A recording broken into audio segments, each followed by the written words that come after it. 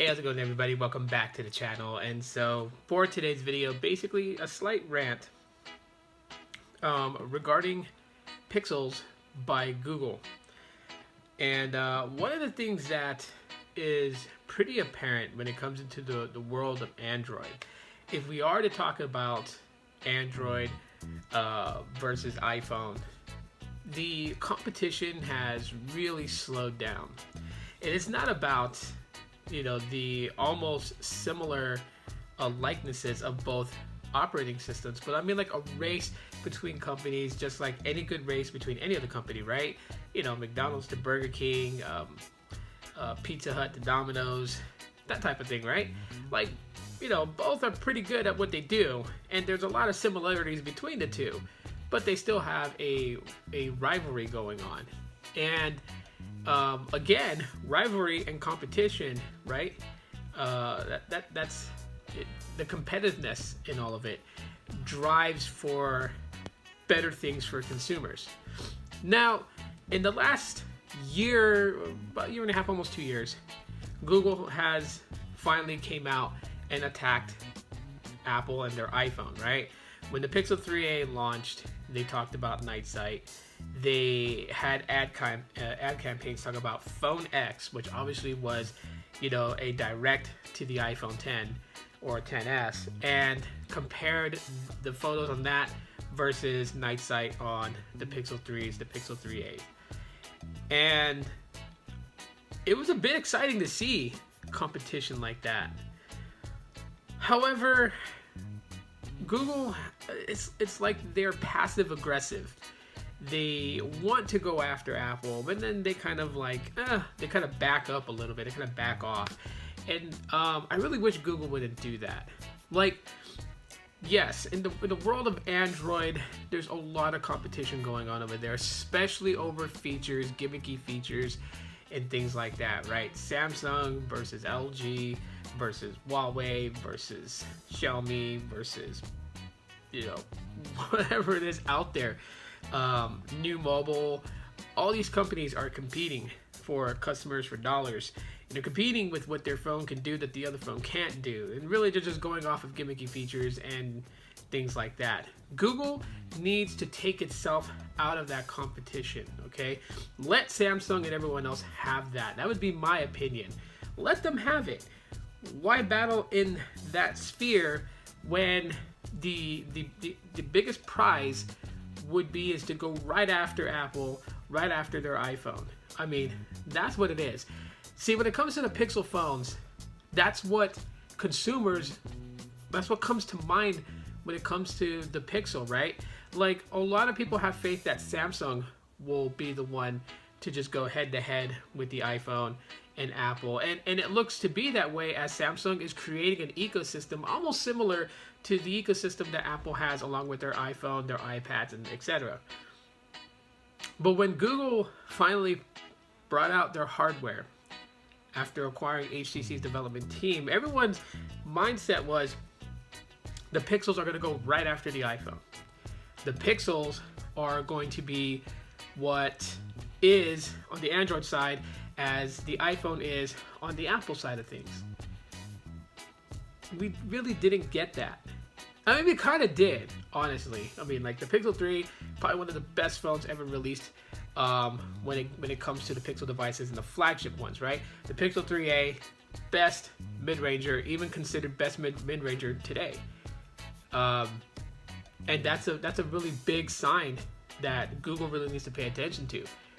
The obvious issues with the Pixel 4, well, again, that's something that companies tend to face from time to time. There's always that one bad apple that just, didn't come out the way that it should have. And I know Google's imagination, its inspiration for the Pixel 4 was great. I like the idea of it. I just think that it was poorly executed in some areas, but still a great phone. A lot of people that are giving it second chances are even telling you guys that they've had a better experience the second time around. Just a few things that Google pretty much missed the mark on. But going forward, I think Google should really just kind of like listen to their consumers. I think this is probably one of the biggest things that's going to help them. And as you guys can see, some of the things that the consumers are saying is that they want better battery life with the Pixel devices. Now, why can't the Pixel devices provide better battery life? Obviously, Android is Google software, and the Pixels is Google hardware. Optimize the software for the hardware and give us better battery life. I don't think Google needs to chase the same features that other phones are going after. Like, you know, people are like, oh, 90 hertz refresh rate, 120 hertz refresh rate. Like, those things are nice to look at when you're scrolling and stuff like that, but it's not an absolute necessity. And I think that's some of the things that people kind of forget about too, is the fact that it's like, is it a necessity for the phone to work? Okay, we're not talking about putting icing on a cake. We're talking about the ingredients in the cake making the cake taste good. Does the cake taste good already without the icing?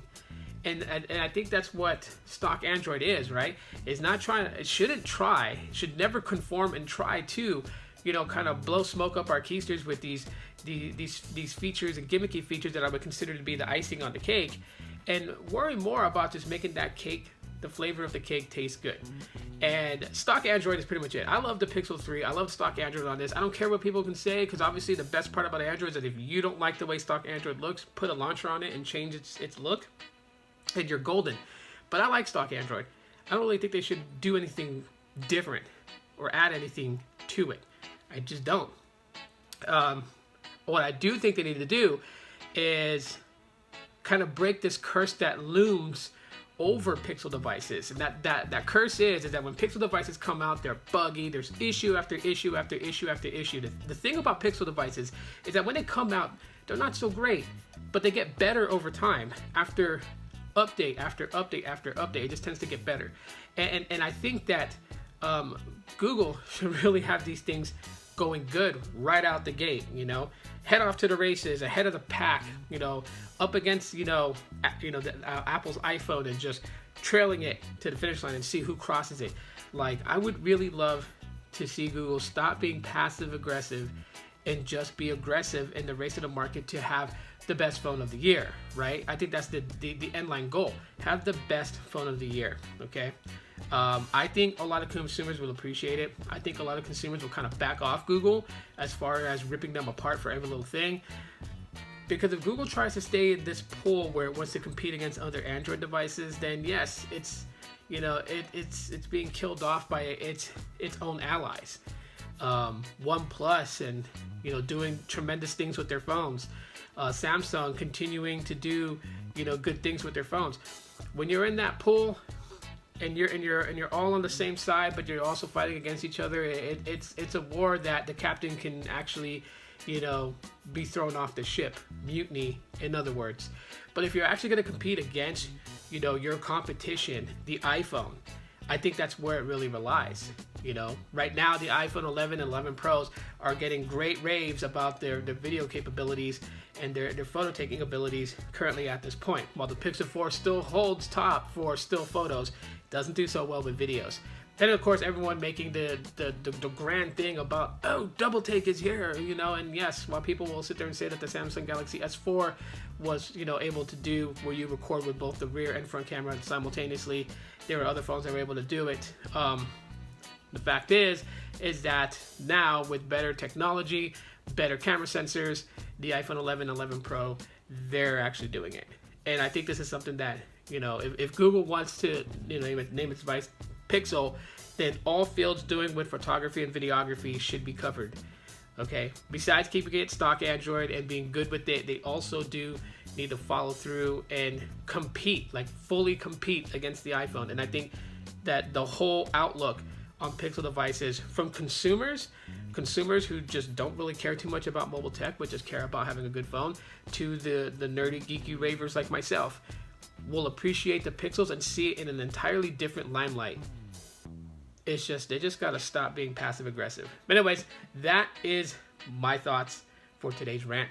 Let me know what you guys think in the comment section of the video. Please share your thoughts. I would really appreciate that and love to read them too as well. If you just found my channel and decided to subscribe, thank you for doing so. I really appreciate that. You won't miss a video by clicking that bell icon and choosing all notifications for this channel. That way you'll be notified every time that I do upload another video. Yes, it is true. First time I'm going to say it on here. I did start a second channel, which is non-tech related videos and probably vlogs and, you know, gameplays and things like that or whatever. You guys can go ahead. It's in, if you guys go to channels that, you know, I suggest to subscribe to, it's in that list. You'll find it there. And yeah, that's it. Follow me on my social media. Link is in the description. Thanks so much again. And as always, aloha.